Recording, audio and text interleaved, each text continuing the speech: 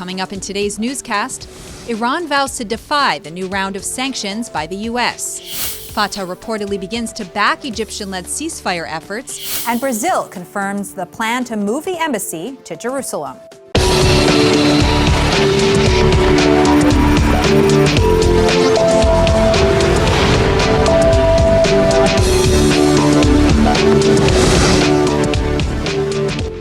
The U.S. administration reimposed the second round of U.S. sanctions on Iran today.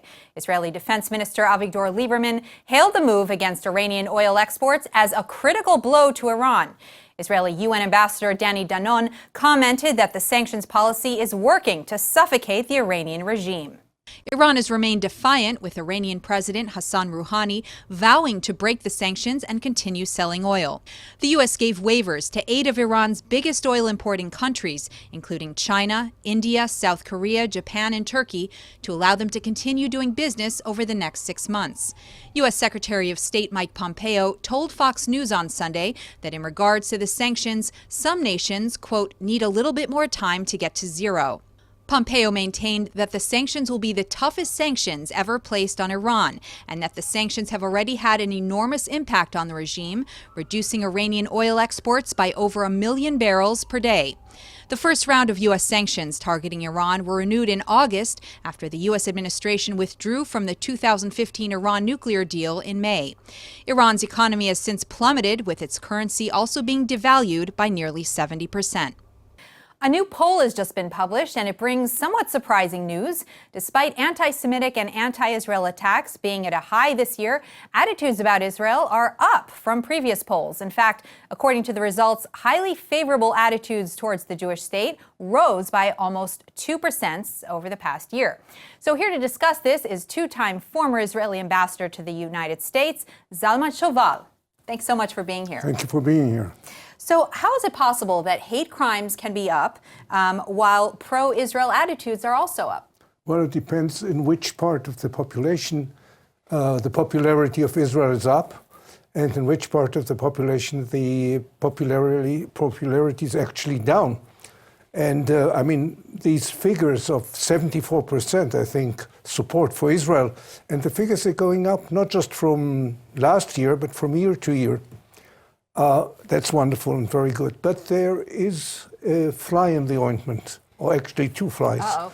One is that if you look at the political setup in America, the support for Israel is much higher among the Republicans than among the Democrats. That's to be expected, right? That's the first fly. The second fly in the ointment is that, as you said, anti-Semitism is going up at the same time. And anti-Semitism both on the extreme right and on the extreme left, like the BDS movement and so on and so forth.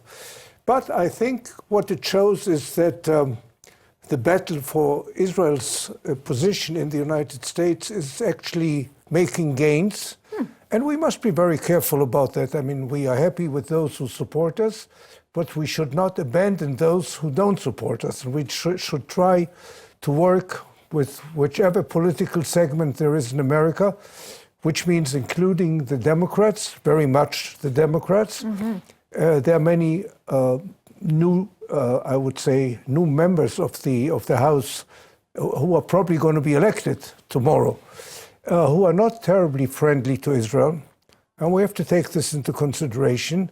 And as I said, not neglect, but to be very activist, proactive actually, in our diplomacy, in our politics, in certain things which we do here in Israel, and so on and so forth.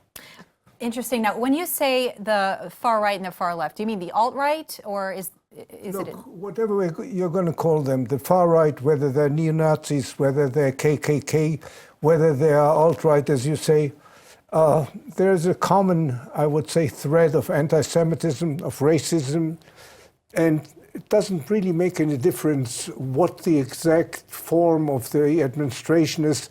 That's something which exists in America for a long time, and sometimes it grows up and sometimes it doesn't.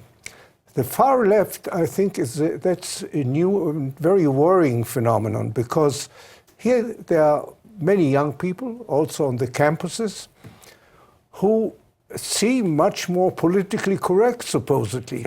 They're not violent in the same sense as these neo-Nazis are. But their aim in the long run is similar against Israel, against the Jewish people. And it is more difficult to control them because, we have freedom of speech and this and that.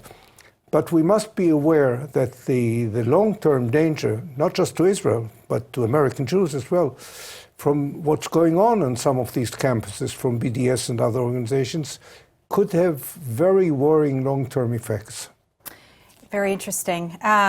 Now, the poll doesn't really identify respondents by age, gender, socioeconomic background, economic background, education, political affiliation. So who's most represented? Well, the poll doesn't show it, but there are other polls which do show it. And that's why I said, for instance, the rate of support among Republicans is higher than the 74%. Among Democrats today, it's lower. It's probably around 40 or something like that. But I have not seen actual figures, but I know I have an inkling of what's happening. With young people, the situation is not as good as with elder people or older people who realize the importance of Israel, who know the history of Israel, what Israel is all about, how we were created, why we were created, the struggles which we are still facing from our enemies. You have Iran now and so on and so forth. Younger people are less interested in that. But the consolation is that young people also grow old. So, eventually they will get wise to that too, to the situation. Very interesting. Well, thank you so much for being here today. Thank you for having me, Aya. In other news, officials in Palestinian Authority President Abbas's Fatah party are now reportedly offering their tentative support for the Egyptian-led ceasefire efforts between Israel and Hamas. However, the Palestinian Authority insists that any final agreement would have to be completed after a Palestinian reconciliation agreement is reached. Egyptian and UN delegates have been attempting to broker a ceasefire between Hamas and Israel, culminating in perhaps the most peaceful weekend since the March of Return riots began on March 30th of this year. But Egyptian sources do not consider the agreement a ceasefire at all. Rather, they see it only as achieving a calm along the border. Although Palestinian reconciliation talks have been stalled for over a year, even Fatah leaders acknowledged that Gaza must have some normalcy restored. This news follows a meeting in Cairo between Fatah, Hamas, and Egyptian leaders. In August, Abbas had reportedly declared that, quote, "Over my dead body, there will be a ceasefire between Israel and Hamas," unquote. To that end, Abbas has cut funding to the Gaza Strip, as well as the salaries of government employees. He has also ordered the limitations on utilities payments, causing severe shortages in power and fuel for the coastal enclave. Following the kidnapping of a U.S. citizen by Palestinians, Israeli security forces conducted searches in the Jerusalem offices of the Palestinian Authority. The U.S. citizen, who was of Arab descent and who had an Israeli residency card, reportedly facilitated the sale of Arab property in the Old City of Jerusalem to Jews. Under PA law, selling land to Jews is illegal and punishable by death. Earlier this month, PA leaders condemned the sale and opened an investigation into the deal. Yesterday, the Shin Bet intelligence agency confirmed the raid occurred in Al-Ram, on the opposite side of Israel's separation wall from Jerusalem. According to the Palestinian Authority's Jerusalem Affairs Minister, Adnan al-Husseini, Israeli forces confiscated documents and materials during the raid. The Shin Bet issued a statement that said that a joint raid with the police and the army took place regarding, quote, illegal activity by the PA in Jerusalem, and various materials were seized, which will be examined by security bodies. A month has passed since a deadly terrorist murdered Kim Levengron Lehezkel and Ziv Hagbi in the Barkan industrial zone. The two were killed on the second floor of the Alon Group recycling factory by a 23-year-old Palestinian who had been employed there for at least 7 months. The terrorist, Ashraf Walid Suleiman Na'alwa, still has not been found. Na'alwa was employed as an electrician at the Barkan factory. He entered the premises at around 7 a.m. with a semi-automatic rifle hidden in his bag, which he left on the ground floor. He then fixed an electrical problem on the second floor, where he saw Levengron Lehezkel and Hajbi at work.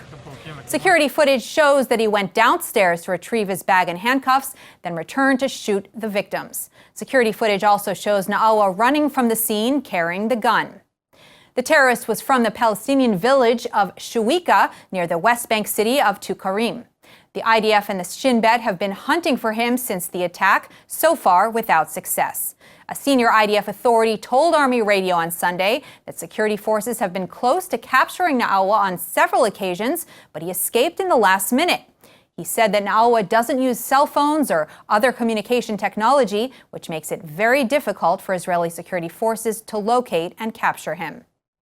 In other international news, newly elected president of Brazil, Jair Bolsonaro, has confirmed that he will move the Brazilian embassy from Tel Aviv to Jerusalem just as soon as he takes office. ILTV's Joy Gavijon is here to tell us more. Hi, El. So as you said, everything seems to indicate that the move of the Brazilian embassy, it's really gonna happen. We still have 2 full months until Bolsonaro assumes the presidency in January 1st, but he has already confirmed the move. After receiving a congratulation call from Prime Minister Netanyahu and a lot of support from other Israeli officials, Jair Bolsonaro made the announcement, and this is what he said when they asked him about it, so let's take a look. A questão da embaixada, quem decide a capital? Se o Brasil mudar a capital para o Rio de Janeiro, mudou, não tem problema. Os outros países, obviamente, viriam para cá com suas embaixadas. Eu não vejo um clima pesado em você transferir, mudar a embaixada do lado de Israel. Não vejo nenhum problema com a coisa. Não é uma questão de vida ou morte. Nós temos todo o respeito com Israel, temos com o povo árabe. Yeah, and he also tweeted saying, quote, "As previously stated during our campaign, we intend to transfer the Brazilian embassy from Tel Aviv to Jerusalem. Israel is a sovereign state and we shall duly respect that," end quote. It's very interesting. I mean, I know he also told Israel Hayom that the one to decide on the capital of Israel is Israel and not other nations. Yes. So he's really showing a big compromise and support for Israel. And after his statement, we'll just have to see if Netanyahu will travel to Brazil to attend his inauguration ceremony. Exactly. Well, so far we know that Bolsonaro will come to Israel on his first international trip as the elected president, but there's no confirmation for Netanyahu's trip yet. So. That's right. And so what are Palestinian and Muslim countries saying about the possible move of the embassy? Yeah, well, as expected, they are not happy at all with this news. You know, after the opening of the U.S. Embassy in Jerusalem, both Guatemala and Paraguay followed this decision, even though Paraguay's new president backed down. But now another Latin country, and this time we're talking about the largest in Latin America, has decided to follow this United States and recognize Jerusalem as the capital of Israel. And this angered Muslim states. Now, the Organization of Islamic Cooperation, or OIC, released a statement condemning Bolsonaro's plan, claiming it's a violation of international laws and UN resolutions. Also, Hanan Ashrawi, an executive committee member of the PLO, condemned the move, saying that it's an illegal step and that it attempts against security and stability in the region. But no one has taken any measures yet, right? Yeah, no one has done anything so far, exactly. Well, we're going to have to follow up on this. Hopefully, whatever the final decision is, it will happen with no violence. Thank you so much, Joy. Of course. Another car crash on the deadly Route 90 near the Dead Sea in Jerusalem has brought the death toll on the highway to 17 over the past 3 weeks. On Sunday, 6 people were killed and 5 injured when a truck collided with a passenger shuttle at the Petzael junction. Security camera footage shows the truck veered into the opposite lane while making a turn. The collision occurred when the shuttle attempted to avoid the truck and ended up crashing into it head-on. The 6 people who were killed, all Palestinians in their 30s, were trapped in the vehicle and removed by fire department squads, unconscious and with critical injuries. They were all pronounced dead at the scene. 4 others were injured and taken to Sheba Medical Center in Tel HaShomer. According to police reports, the truck driver, who was detained after the accident, has not been cooperating with police and has remained silent since his arrest. He has a long history of road violations and in this case is suspected of manslaughter. This is the second mass casualty accident on Route 90 in less than a week. Last Tuesday, the Attar family of 8 from Psagot, including 6 children, were all killed in a head-on collision in which the vehicle was flipped over and the family was trapped inside their burning car. And just a week before, 2 parents and their infant baby were killed on Route 90 when their car collided with a bus in a head-on collision. And later, this past Sunday, another accident on Route 90 ended with 4 additional injuries. Last week, following the deadly accident with the Attar family, Transportation Minister Yisrael Katz wrote on his Facebook page that, quote, the Ministry of Transportation invests tens of billions of shekels into paving new and safe roads throughout Israel, with a focus on the peripheral areas to the north and south, something that contributes directly to the decrease in fatalities from road accidents, unquote. Clearly, this road has been in dire need of attention and reform for a while. So now we'll have to see how quickly they respond to these most recent deadly accidents. In the midst of the international Me Too movement, a sexual abuse complaint has been filed with police against veteran Israeli director and acting coach Miki Gurovich, just 10 days after he resigned from the acting school. ILTV's Emmanuel Kadosh is here with more details. Thanks, Yael. Well, like you said, Miki Gurovich, who is a very well-known Israeli director and acting coach, resigned from his teaching position at an acting school where he had taught for over 4 decades after numerous accusations came out regarding sexual misconduct. Now, the former student of his lodged the complaint against her former teacher, claiming sexual abuse, emotional abuse, deception, and illicit relations due to the student-teacher connection between the two. But this isn't the first time Gurovich has been accused of these crimes, right? Right, that's what really got to me. Several years ago, Gurovich was banned by the acting school from holding private meetings with students after administrators got reports of misbehavior, but according to recent complaints, the private meetings never stopped and that he was meeting with students privately anyway. And just 2 years ago, there had been an investigation into claims by actresses in the Khan Theater in Jerusalem, where Gurovich was artistic director, stating that there were issues such as private meetings at late hours in his home, where he would reportedly touch them and start intimate conversations. Now, what really appalls me with this whole story is that if women have been complaining about this man for years, stating the same situations from multiple women, and the school forbid him from holding these types of meetings, why was no one taking care of this, following up on this? Why did more women have to endure this type of sexual misconduct if he was already reprimanded? Absolutely. I mean, especially if someone who's supposed to be educating students, helping them improve in their field.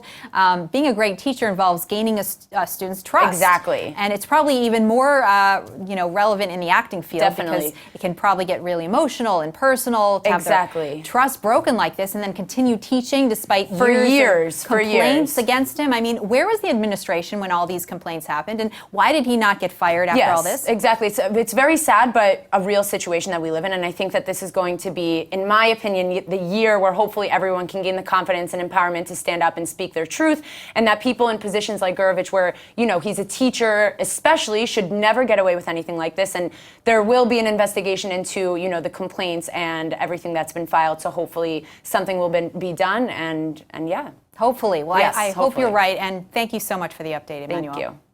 2 high school students and a teacher in Jerusalem have contracted the measles virus. This sparks concern for the growing number of unvaccinated children in Israel. Last Thursday, an unvaccinated baby in Jerusalem passed away after contracting the virus.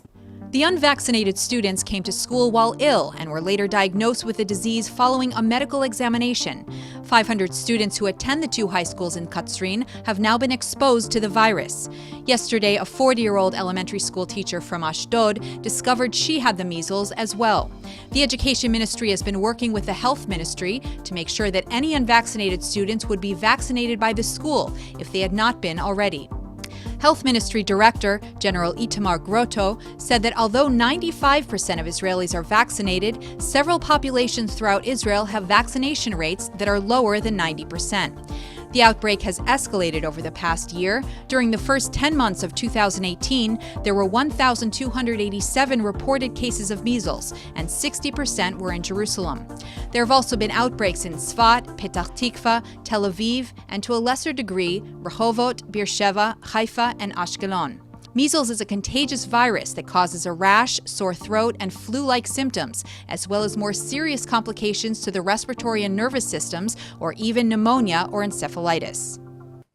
There's so much thought that goes into project delivery, especially when it comes to construction management. So luckily, there's now an Israeli team that's working solely on helping to manage construction projects in the most organized and innovative way possible.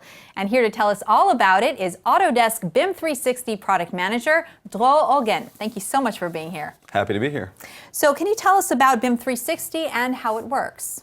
Well, BIM 360 is a construction management platform, which differs from a software in the fact that it actually interacts with its environment. We bring in startups that build on the platform and improve it with their own innovations. Interesting. And so what is your competitive edge in the industry? Well, Autodesk is mostly known for AutoCAD. It's basically synonymous with the CAD industry. The very building we're sitting in right now is probably logged somewhere on a computer with the blueprints built with software made by Autodesk, namely AutoCAD. So we're taking our advantages in that area and bringing it into the construction world. So the connection between the two creates a whole software solution that can bring about a reduction in loss of life in construction sites, and also reduce a lot of the cost, which for the end consumer, namely you and I, it means our apartments are cheaper, our stadiums are safer. When you say a loss of life, I know that there's been a very high rate over the past year especially. So how can you explain more about how this would work?